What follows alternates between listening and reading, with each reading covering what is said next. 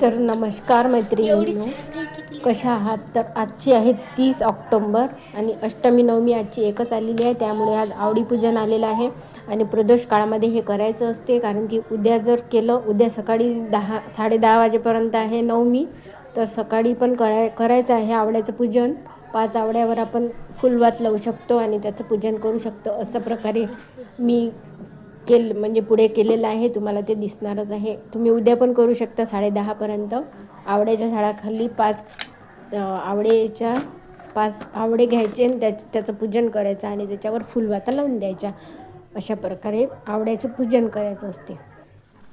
तर आम्हाला जायचं होतं, आजचा होता गुरुवार, आम्हाला जायचं होतं मठामध्ये.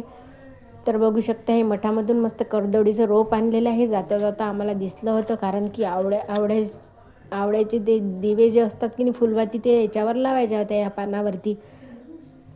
मस्त त्याच्यावर स्वस्तिक काढून घेतला होता. ही बघू शकता, मठामध्ये गेलेलं आहे, लॉक लावलेलं होतं. तर शेवटी स्वामींचं दर्शन झालंच नाही. ही मस्त छोटीशी, मग माझं मन खूप उदास झालेलं होतं. मस्त छोटीशी कन्या धावत आली, जणू काही मला जसं काही स्वामींचं दर्शन झालं असं वाटलं. तर मला स्वामींचं दर्शन घडलेलं आहे आणि मी त्या छोट्या कन्येला मस्त जवळच एक दुकान होतं, बिस्किटचा पुडा घेऊन दिलेला आहे. तिने मस्त खाल्ला आणि अशा प्रकारे संध्याकाळी मी आवडे घेऊन आली होती येता येता आणि मस्तपैकी अशा प्रकारे हळदीचं मस्त स्वस्तिक काढून घेतलं, त्याच्यावर हळदी कुंकू वाहून घेतलं. असे 5 आवडे घेतले, त्याचं पूजन केलं आणि मंदिरात पण गेली, महादेवाच्या मंदिरात पण म्हणजे आवड्याच्या झाडाखाली पण पूजन करून घेतलं होतं. प्रदोष काळामध्ये म्हणजे 6 ते 6:30 वाजता मी मंदिरामध्ये गेली आणि 6 वाजता घरीच पूजन केलं.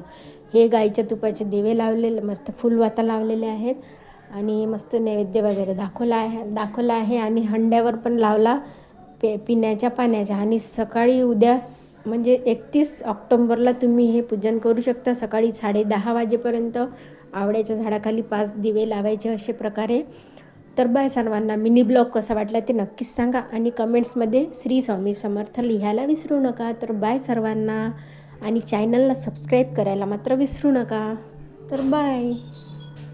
असा होता आजचा दिवस आमचा.